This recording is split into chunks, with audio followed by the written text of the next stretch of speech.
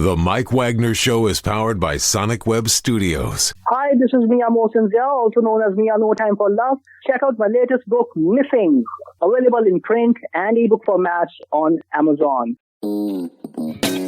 It's now time for The Mike Wagner Show, powered by Sonic Web Studios and sponsored by international award-winning author Mia Mosinzia of Missing. The Mike Wagner Show can be heard on over 40 podcast platforms, as well as hamiltonradio.net, Diamonds FM, and themikewagnershow.com.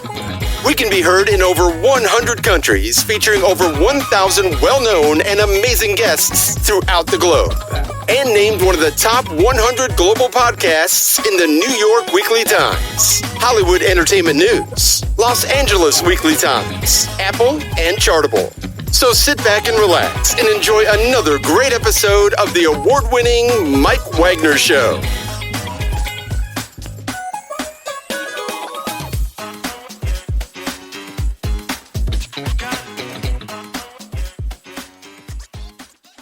Hey everybody, it's Mike from the Mike Wagner Show, powered by SoundCloud Studios. Visit online at soundcloudstudios.com for all your needs. Look at a professional website without breaking your budget. SoundCloud Studios is the answer. SoundCloud Studios offers fast, affordable custom web designs that blow the competition away. Call today, 1-800-303-3960. That's 1-800-303-3960. Or email to support@soundcloudstudios.com. Mention the Mike Wagner Show, get 20% off your first project. SoundCloud Studios, take your image to the next level. Also, time to give official shout out to our official sponsor of the Mike Wagner Show, international warring author Mia Mosinzia. If you love fast-paced mysteries, you'll love Missing by Mia Mosinzia, available on Amazon in paperback and ebook. Missing is fast-paced and intriguing with an unforgettable twist. Takes place in 4 countries, 2 strangers, 1 target, where truth is illusion and those you love would be the first to go missing. It's available on Amazon in paperback and ebook. Missing by Mia Mosinzia has garnered great reviews, and Eve Levin enjoys by Howard celebrities, including Joanna Cassidy, Forge Riley, and many others. So grab your copy today. Virgo's Missing by Mia Mosinzia, available on Amazon.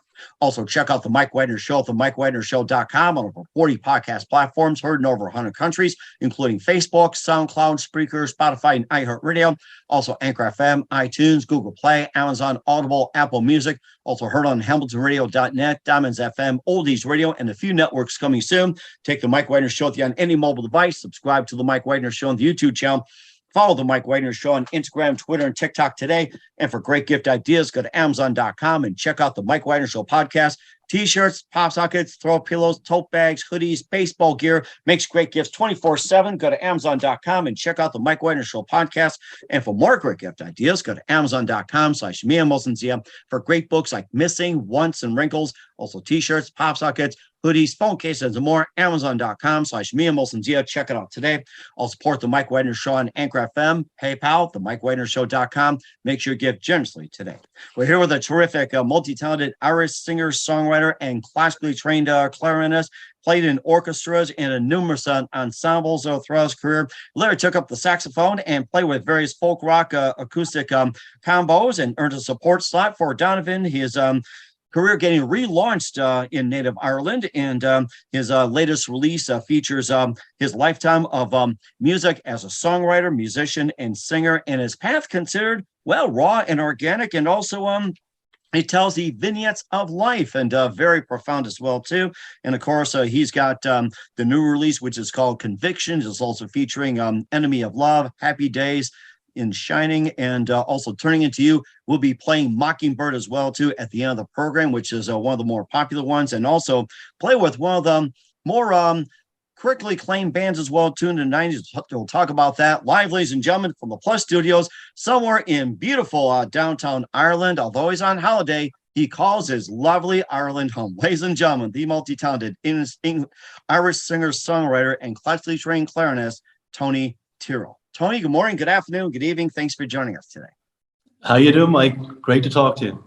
Well, it's great to have you on board, Tony. So you're an Irish singer-songwriter, classically trained clarinetist, playing orchestras and various ensembles. You later took up the saxophone, and you play with various folk rock and acoustic combos. You also earned a support slot for Donovan, who's making a comeback in Ireland. You also have been in the band called The Afternoons, which features a homage back in the 1990s, was critically acclaimed.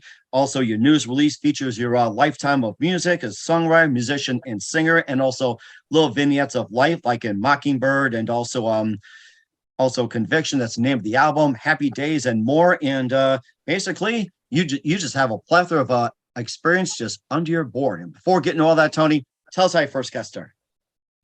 Well, I started off, as a kid at about 9 years of age, playing recorder. I moved on to clarinet then within a year or so, and then played clarinet for, I still play clarinet, but, played clarinet in various sort of bands and had lessons and did all that sort of stuff and did the music grades that they have here in the Royal Academy.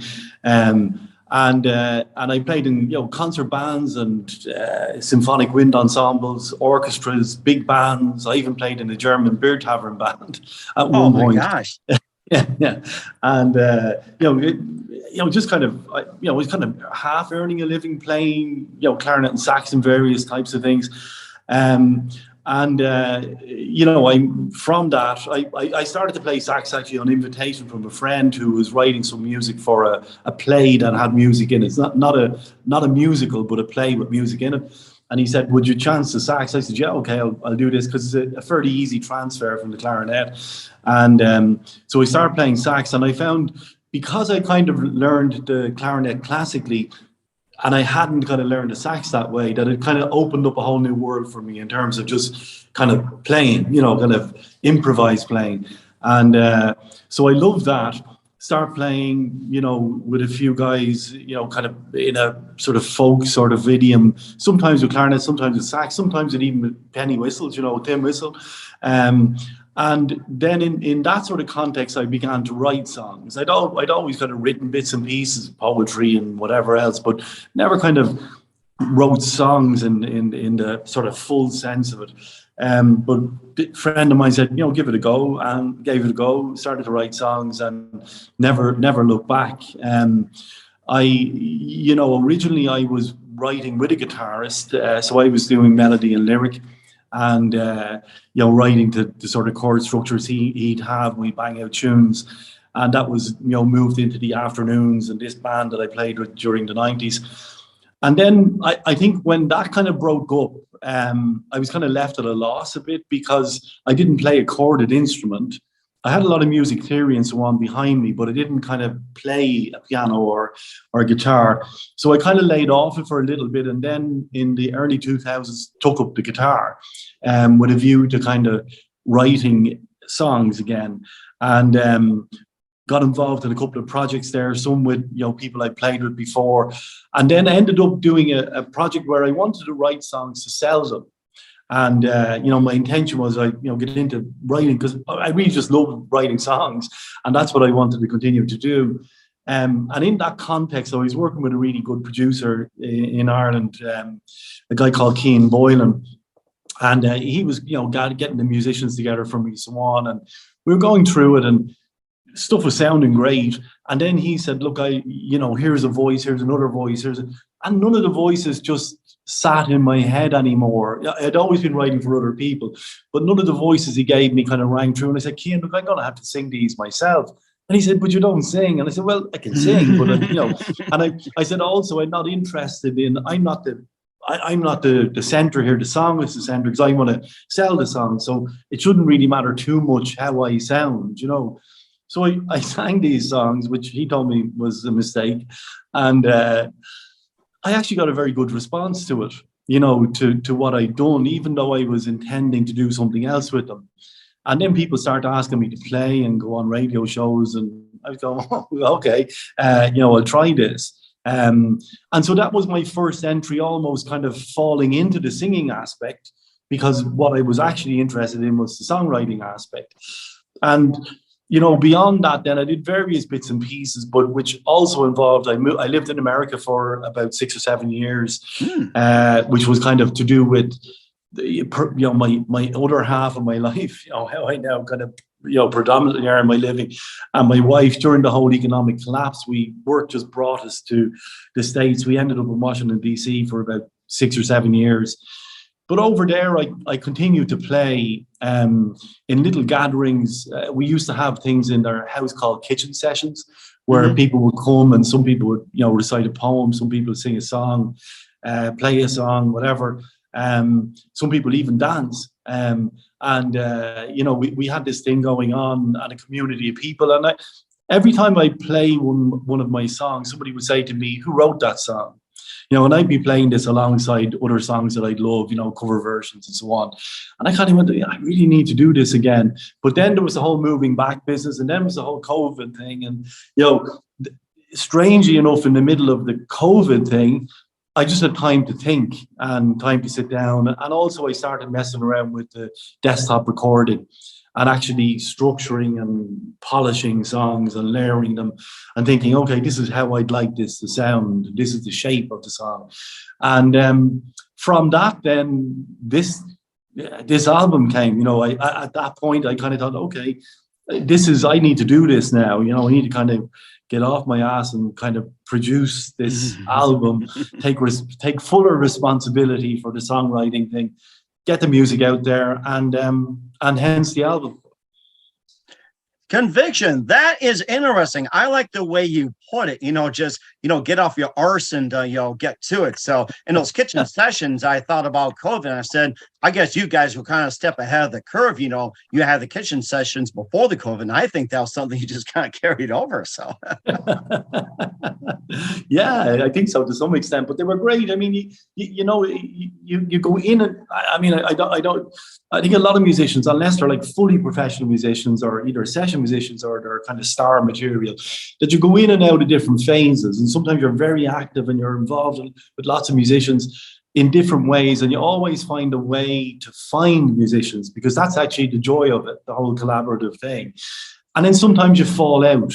And like, for example, when I was in the States, I went to a couple of songwriting workshops with Dar Williams. And they were really good for me as well in terms of kind of getting my head back into that space and writing a lot of new material. And I just kept writing. So, I ended up with this very, vast library of songs. And when I went to, I started kind of doing basic recordings of them. And when I found the producer I wanted to work with, a guy called Tommy McLaughlin, lives in the northwest of Ireland in Donegal. I started kind of this was during COVID, emailing, speaking to him on the phone, sending him some tunes and say, look, are you interested in doing this? And this guy has worked with a number of artists that I really like myself. A band called Villagers, who are quite big in Europe. They're one of my favorite bands at the moment. In fact, superb. A woman from, I think she's from Belfast, called Soak, who goes by the name of Soak and Swan. But there's he's worked with some really, really good people, and I really like his touch, And so I was in touch with him, and I said, look, would you be interested in doing this project? And he said, fine. And so we exchanged, I gave him a lot of stuff on Dropbox and other ways. And, he kind of would come back to me and say, what about this? What about this? And we whittled it down to about 12 songs that we then decided we do. During the session, the recording, we lost 2 of those, and I brought in one more, which is the final track on the album called Loving Those Steps. So we've 11 songs on the album. So I think, a large part of this was, during COVID, we had restrictions, right? That I couldn't move within 2 kilometers of my home. We just in Ireland, this is just how strict it was. So life got really, really strange for a while, and you began to think, hold a second, like if this is the way life could be, and this could go on for a long time, assuming it's going to change, I'm going to change too. And I need to kind of push this out. I need to reach out more, stick my neck out a bit more, I suppose. And, just kind of, go back to that phrase, get off my ass and actually, take a risk. And I think to some extent, this album was a risk. You go through cycles in your life and you do something like this, and people could think it's like a vanity project or something like that. So part of my job here is to ensure that people understand it's not. Like, I'm deadly serious about this. And I have a whole bunch of other songs that I want to follow up with, another album, an album beyond that. So that's my drill, as it were, that I'm in. I'm very, very serious about it, but not serious to the point that I'm hopefully boring. No, you're fine. You're fine. In fact, I was gonna talk to you more about some releases as well too, and besides some of the artists you mentioned off, like the Villages and more as well too. Who are some other favorite artists, singers, songwriters, especially musicians growing up? Yeah, well, growing up, I had two uncles who were within 10 years of me when I was growing up, right? One on my mother's side, one on my dad's side. So they're youngest siblings. And they kind of fed me anything from, Van Morrison to the Moody Blues, to the Beatles, to, all that sort of stuff, to, Led Zeppelin, I suppose, as well. And I ended up, finding Dylan myself, for example, just through other friends. And he literally is, he's everything to me in terms of songwriting. And the Beatles are kind of everything to me in terms of music and, to some extent, songwriting as well, of course. And so the two of them are the mainstays. But there's loads of stuff, because I've listened to and played, a lot of classical music, jazz music, for example. There's all that sort of stuff in my background, or in my ear, as it were. But moving forward, there are a number of artists, anything from like Arcade Fire to say Radiohead, as bands that I absolutely love, because they feel to me like they have to be. They don't feel in any way manufactured. They just feel like a pure expression. In songwriting terms, I'd be kind of fairly much infatuated with the likes of Ron Sexsmith, for example, or Richard Thompson, people like that, who are superb craftspeople, in what they do. They just write brilliant songs all of the time. But then I'd also have a whole other thing, like, on the sort of Pink Floyd side of things and the David Bowie side of things and so on, that I absolutely love. And then in my local market, there are loads of just really great artists, like going back to the likes of the Villagers, or there's like folk artists like Christy Moore. I'm not sure if you guys would have heard of them. And then there's the sort of more traditional end of things, the likes of the Chieftains and Planksty and all those sort of guys who would have been in my background. And, those people are still producing music, Clonard and, that type of thing. So there's a whole bunch of stuff there, which, I don't mean this in any sort of like we're a special way, but if you come from a very small country, which I do, there are only 5 million of us, we're on a small island hanging off, the west coast of Europe, you tend to look out and absorb a lot because you're in this very small place. So we look outside all of the time. It's just an instinct that we have, both in terms of literature, news, music, whatever it might be. And we consume a huge amount of all of those things, so yeah, I'd have a very broad range of reference, I think, in terms of music. And to go back to the old adage, it's either it's good or it's bad music. So I hope I follow the good stuff,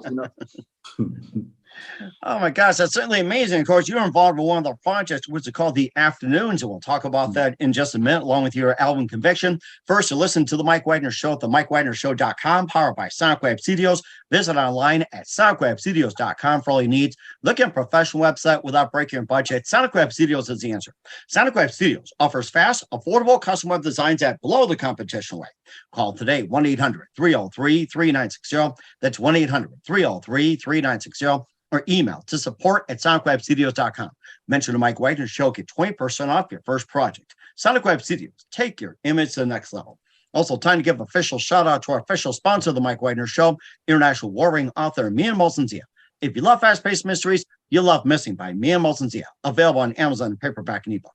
Missing is fast-paced and intriguing with an unforgettable twist. Takes place in 4 countries, 2 strangers, 1 target, where truth is illusion and those you love will be the first go missing. It's available on Amazon in paperback and ebook. Missing by Mian Molson-Zia has garnered great reviews and even loved and enjoyed by Howard celebrities, including Joanna Cassidy, Forrest Riley, and many others. So grab your copy today for Goes Missing by Mian Molson-Zia, available on Amazon. Also, check out The Mike Wagner Show at themikewagnershow.com on over 40 podcast platforms. Heard in over 100 countries, including HamiltonRadio.net, Diamonds FM, Oldies Radio, and more. Take us with you on any mobile device. Subscribe to The Mike Wagner Show on the YouTube channel. Follow The Mike Wagner Show on Instagram, Twitter, and TikTok today. For great gift ideas, go to Amazon.com and check out the Mike Wagner Show podcast. And for more great gift ideas, go to Amazon.com/MeandMosandDM for great books, merchandise, and more. I'll support the Mike Wagner Show on Anchor FM, PayPal, and themikewagnershow.com. Make sure you give generously today. You're here with the multi-talented Irish singer, songwriter, classically trained clarinetist, and saxophone player, Tony Tyrell, here on the Mike Wagner Show. And Tony, before we talk about your latest release, Conviction, which you put your heart and soul in, you talked about the Chieftains and Villagers and along those lines. And one of the bands along the lines that you were involved in was the Afternoons, which you had homage back in the 1990s. And tell us about your time with the Afternoons. Yeah, great time, kind of, one of those golden times in your life, where you're involved with a group of people. There were 6 of us in the band. It was kind of, I was playing sax and clarinet. There was a fiddle player in the band, bass guitar, percussionist, female singer. The fiddle player was also a singer, a female singer. So we kind of had this. We would have been contemporaries of the likes of the Corrs and the Cranberries and those sorts of bands at the time, and we were more kind of raggle-taggle than the Corrs, so we were kind of I think they're maybe a slightly safer space than we would have been in, and not as rocky as the Cranberries. So we were somewhere in the middle of all of that. And great, kind of interesting time, in music in Ireland. Like a lot of bands. I mean, it's like kind of just mushrooming around the place, and people playing. But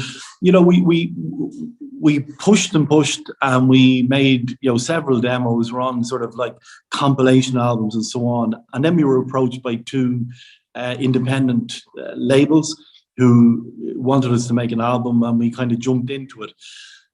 I think in retrospect, I was saying this here off air that we might have done this a little bit too quickly. It was kind of like, that in those days, making a record was, having the record and having the CD, where, now it's a different sort of process that people go through. So we went and made this with the producer who used to do a lot of our live shows with us. The engineering did a lot of our live shows. And he kind of said, look, we're on a very low budget here, so we need to kind of really strip this back, to otherwise it won't make any sense when it's recorded. And we kind of went with that. And I think, to some extent, we took a bit of the life out of the recorded version of the band, because the live version of the band was really up and at you, really kind of, went for you, and it was very, very powerful sound, I thought. So while I think you stand over the songs, and I think the general sound of the album I really liked as an acoustic album, I think it might have sold us a little bit short. So then we were kind of pushing to sell something that we just had a little bit of a doubt about ourselves. I think that happens to a lot of bands as well. And we carried on, did well. We're nominated for a number of awards, best band and all this sort of stuff. We played on, we're kind of a lot of representative stages, including Meedham. It's this sort of music festival in Cannes in France with Stiff Little Fingers and another band called The Stunning. We were from Galway at the time.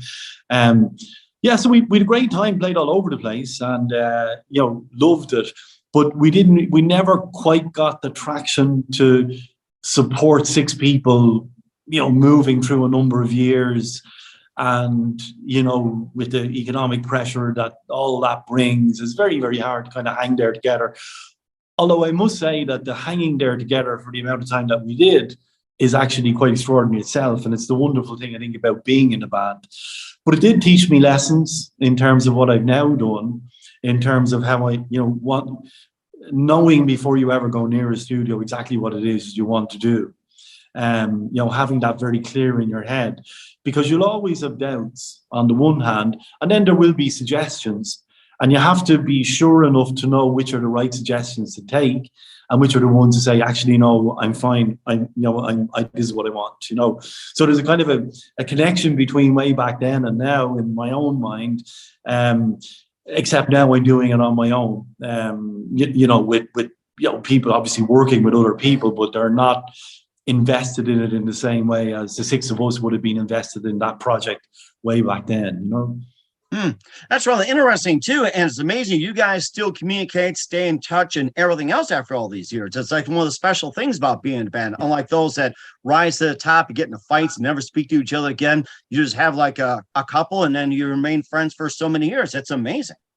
Yeah, it's wonderful, and it is because you share experiences. It's like, it's like running a small business, except on speed or something. It's just there's so much happening when you're in the band, and also for a long period of time. I think with any band, unless you're extremely lucky, you're doing it for nothing, and there's a lot of time involved in the, in the rehearsal and the travel and the turning up and the just being there and a lot of emotional effort as well, I think, involved in it. So when you expend that level of emotional effort, and you open yourself up to people, I think, and you can be hurt very easily, which is probably why people do end up, kind of fighting with each other. But no, thankfully, I think we kind of, I'm still in contact with all the people in the band, and my friend Sarah, who played the fiddle in the band, came. She's living in the States now. She's from Ohio, but she's living in New York. She was over just recently with her new partner. We had a great time with her. Denise, the singer, I see regularly enough, and I see the percussion player all the time, Kieran, and go to rugby matches and whatever else with him, and have chew the fat. So yeah, it's great. So there's a different vibe doing it alone, in terms of who you might turn to for the decisions that have to be made. And I think I'm probably a better decision maker now, and I kind of can get through that, that process more securely, I suppose, and come out with something at the end. Funny enough, one of the things in my own head I said to myself going into this was that whatever I produced, I would stand over, and I never wanted to apologize for it. So at some level, I really don't care what people think about this album because I really love it. And I've come to that, to that point. It's actually a nice feeling, you know what I mean? But it's not enough, because if you make something, you clearly want to communicate it to as many people as possible. But that's a different thing to the actual artifact itself. I really like what I've done, and I'm really happy with that and committed to it. And so I'm prepared to put in whatever amount of work now in order for more people to hear it. But behind all of that, there's a certain satisfaction that, I did that. I think this is quality work, and I'm happy that I got there, Mm-hmm. And very happy indeed, along with Mockingbird to be released next month. And as well, we'll be playing at the end of the broadcast. You listen to The Mike Wagner Show at themikewagnershow.com, powered by Sonic Web Studios. Visit online at sonicwebstudios.com for all your needs. Also brought to you by our official sponsor, The Mike Wagner Show, international warring author Mia Molson's The Missing, available on Amazon and paperback and ebook. We'll be back with the multi-talented Irish singer-songwriter Tony Tyrell after this time out. The Mike Wagner Show is powered by Sonic Web Studios. If you're looking to start or upgrade your online presence, visit www.sonicwebstudios.com for all of your online needs. Call 1-800-303-3960 or visit us online at www.sonicwebstudios.com to get started today. Mention The Mike Wagner Show and get 20% off your project. Sonic Web Studios. Take your image to the next level. Hey everybody, my name is Forbes Riley, and I'm an American actress and a TV host. And I was delighted when I got my copy of Missing, which is Extraordinary Relation of Ordinary People based on a real life relationship. It's well written. It's amazing. It talks about a man who has lost his wife and his daughter, and it's very well done. I'm going to highly recommend that you go get your copy of Missing. It is a powerful, exciting read. Mr. Mian Moshe Zia. He is the author of Missing. And I want to give a big shout out and a kiss all the way halfway around the world to my dear friend. Check him out at Mia's website. It's called www.miamotionzea.com. Missing, available on Amazon. Again, I'm Forbes Riley, and I will see you again soon. Bye-bye. Hey, this is Ray Powers, and boy, are you in luck. Right place, right time. Tuned in to The Mike Wagner Show. You heard me. We're We're back with multi-talented Irish singer-songwriter Tony Tyrell here on the Mike Wagner Show with his latest release, Conviction. And, let's talk more about that. You've got Enemy of Love. You've got also Shining as well, Happy Days, and you got After the Day as well, or Another Day. And tell us more about those. Yeah, I think there's a range of different style of songs on the album. The sort of Happy Days song is kind of more in the sort of country folk idiom. It's the only song that has a fiddle on it. Actually, the fiddle is on that track, and it's in a sort of a 3/4, well, maybe more 6/8, but sort of has that sort of waltz type feel to it. And a song I wrote, a while back, and I had to kind of polish then for the album. And it to me, it's kind of largely about the relationship between the old and the new, and what we call progress sometimes, and sometimes what we leave behind. So that I kind of like that song. It's a well written, kind of solid song. Moving on to something like Shining, for example, that is probably a more rocky type of song, more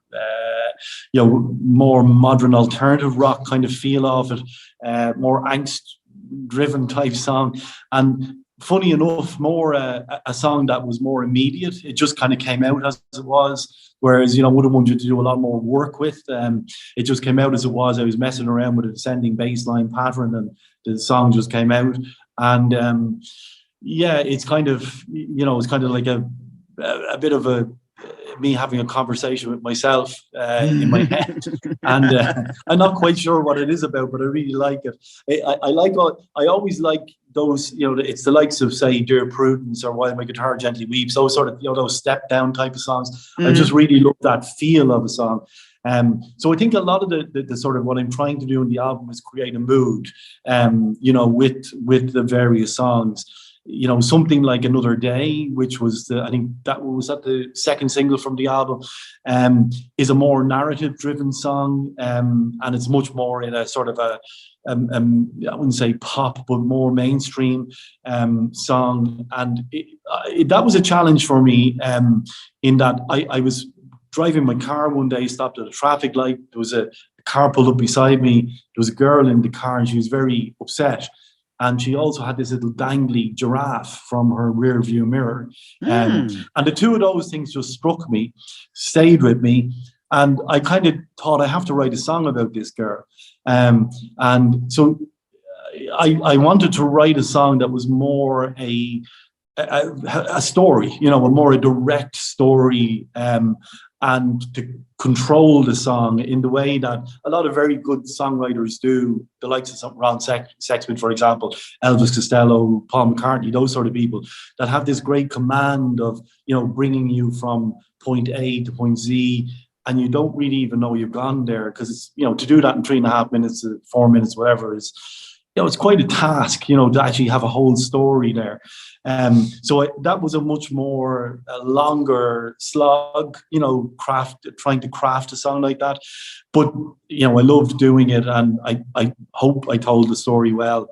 And then Mockingbird is a sort of a more in your face, kind of more brash song that's about a falling out that I had with a very good friend of mine. And, had lots of consequences for me, for him, and for a lot of different friends, because our lives were intertwined. So it's a kind of very personal song, and hopefully it comes across like that. There's regret in it, there's anger in it, there's betrayal in it, there's all those things in it. And to me, it kind of has a sort of inevitability about it. It's almost like a juggernaut, from start to finish. It just charges along. So there's some of the songs and the different sorts of flavors that I think are in there on the album, which I think is very much trying to focus on the songs rather than any one given sound. Although hopefully it holds together in terms of it's basically a 4-piece band and my voice. That's what the thing is built around. So there is an identity there, but I don't think everything sounds the same. And that's very interesting as well, too. And where can we find Conviction at, especially with the upcoming single Mockingbird and more? Where can we find Conviction and all your works at? Yeah, so you'll find all of that on Spotify, Tony Tyrell, and on Spotify, on Apple Music, on YouTube. I don't know, you guys use Instagram and so on. So it's basically everywhere, as well as my own website, which is tonytyrellmusic.com. So all of the material will be on there, as well as I have a blog on there people can read and so on. And that's what I'd be building on as I move along. So the platforms are great, but they're a little impersonal, I think. So I think, there's probably more stuff I can do through my own site that, people want to get a sense of who I am or how I see the music and so on, that they can tune in better there. We will certainly check that out as well, too. We're here with Irish singer, songwriter, multi-talented Tony Tyrell here on the Mike Wagner Show with Conviction. And just a few more things, Tony. What else can we expect from you in 2022 and beyond? Okay, well, I think, I'm going to have to tour the album with a band, so playing acoustically is one thing, but with a band is another thing in terms of both cost and organization. So that's something I'm kind of getting my head around and putting that together. I'd love to get over to the States, I know a lot of people through various means who are involved in music. So maybe even go over there, recruit a band and play some sort of a circuit there. I think the music people would like it there, in terms of just the sort of the type of music it is. So that's that. I'm also writing some new material and working on some older stuff, because what I really want to do is I want to get traction for this album. So I have a lot of work to put in to get feedback that says to me, hey, Tony, there's enough people like this stuff for you to do it again. All right. So that's the ambition. It isn't world domination or anything else. It's enough feedback from out there to say, this is appreciated. And there's enough coming back to me, both in terms of good vibes as well as some sort of economic return that says, yeah, Tony, go ahead, do this again, and I'll do it again. Because that's really what I want to do, is the next. I think you talk to so many people, Mike, that all you really want to do is the next thing, and but you have to take care of the current thing as well. And opportunities like this are obviously fantastic for somebody like me. So I really appreciate you, having me on the show.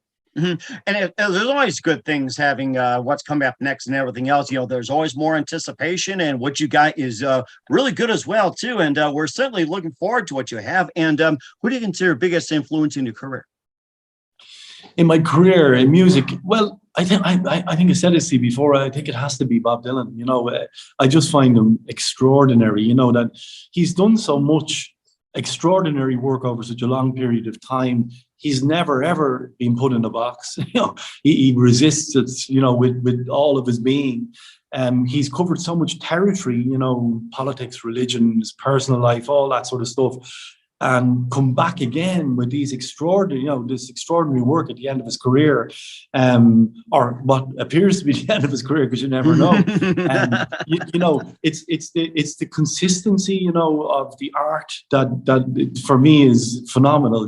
That I was hooked on him. I heard The Times Are Changing Desire was the first album I heard, and then The Times Are Changing. Then I just start gathering everything and listening to it, and then keeping abreast of it as So I can almost mark out periods in my life, as I hear all of these different albums, and somebody of that stature, you can forgive almost anything because of just the depth that he has there, because some of the stuff hasn't been great, but the vast majority of it is extraordinary.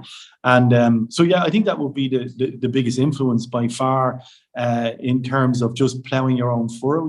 I wish I had this guts, and that's kind of part of what I'm tapping into. I would hope is like saying, well, just do your own thing, because that's all you can do, and stand over it. And so that's what I'm hoping to do.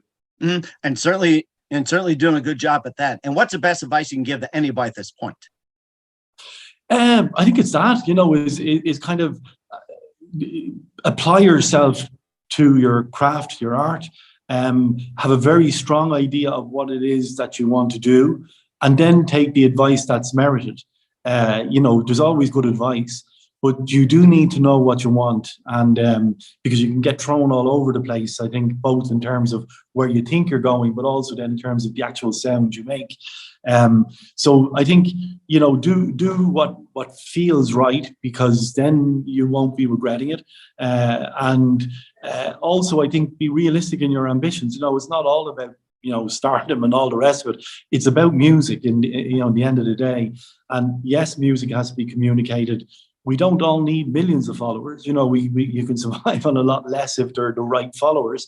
And just apply yourself in that way. I think that's where you get the satisfaction comes from, is the music, meeting people who like the music, whatever numbers of people that happen to be, talking about music to people like you, and having these sorts of opportunities is amazing. It's just great, and just do it. I've said to other people, Mike, that my abiding thing in my mind now is action reaction. It's almost like physics. That I keep taking action to support this album. There will be some form of reaction. I have no idea what that will be. It can take many different forms, and I really don't mind at a certain level. I just keep pushing it, and the world will give back something to me. And it may be opportunities like this.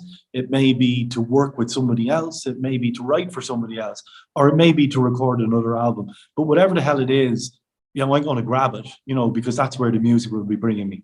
Mm-hmm. And certainly as well, too, just great advice as well. And once again, with singer-songwriter, multi-talented from Ireland, Tony Tyrell, here on the Mike Wagner Show with Convictin'. Already on Spotify with the soon-to-be-released Mockingbird. Tony, a very big thank you for your time. You've been absolutely fantastic. Looking forward to having you again soon. Make sure you keep us up to date. Keep in touch. We love having you back. We wish you all the best. And once again, tell us about your upcoming projects. What's your website? How do people contact you? Or can people purchase or check out your music? Okay, so I'm on all of the platforms, Spotify, Apple Music, and so on. But my own website is tonytyrellmusic.com, and you'll get a better feel for me. The music will be on there. You can buy the CD and all that sort of stuff there, as well as all the streaming thing. So yeah, all the usual places: YouTube, Spotify, etc. And I'm based in Ireland, so we're playing. It's going to be over here for the next while, but hopefully I'll get over to you guys soon as well. Sounds good as well. That's a plan. Once again, Tony, a very big thank you for your time. You've been absolutely amazing. Looking forward to having you soon. Make sure you keep us up to date. Keep in touch. Love to have you back. We wish you all the best. And Tony, you've got a great future ahead of you. Thank you, Mike. Fantastic. You're a star. The Mike Wagner Show is powered by Sonic Web Studios. If you're looking to start or upgrade your online presence, visit www.sonicwebstudios.com for all of your online needs. Call 1-800-303-3960 or visit us online at www.sonicwebstudios.com to get started today. Mention The Mike Wagner Show and get 20% off your project. Sonic Web Studios. Take your image to the next level. Hey everybody, my name is Forbes Riley, and I'm an American actress and a TV host. And I was delighted when I got my copy of Missing, which is Extraordinary Relation of Ordinary People based on a real life relationship. It's well written. It's amazing. It talks about a man who has lost his wife and his daughter, and it's very well done. I'm going to highly recommend that you go get your copy of Missing. It is a powerful, exciting read. Mr. Mian Moshe Zia. He is the author of Missing. And I want to give a big shout out and a kiss all the way halfway around the world to my dear friend. Check him out at Mia's website. It's called www.miamotionzea.com. Missing, available on Amazon. Again, I'm Forbes Riley, and I will see you again soon. Bye-bye.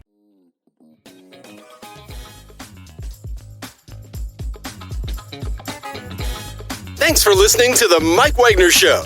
Brought to you by international award-winning author Mia Mohsen-Zia of Missing. And powered by Sonic Web Studios. Be sure to join us again on over 40 podcast platforms. And of course on the mikewagnershow.com, hamiltonradio.net, and Diamonds FM. Don't forget to support our program with a generous donation at themikewagnershow.com. Thanks for listening.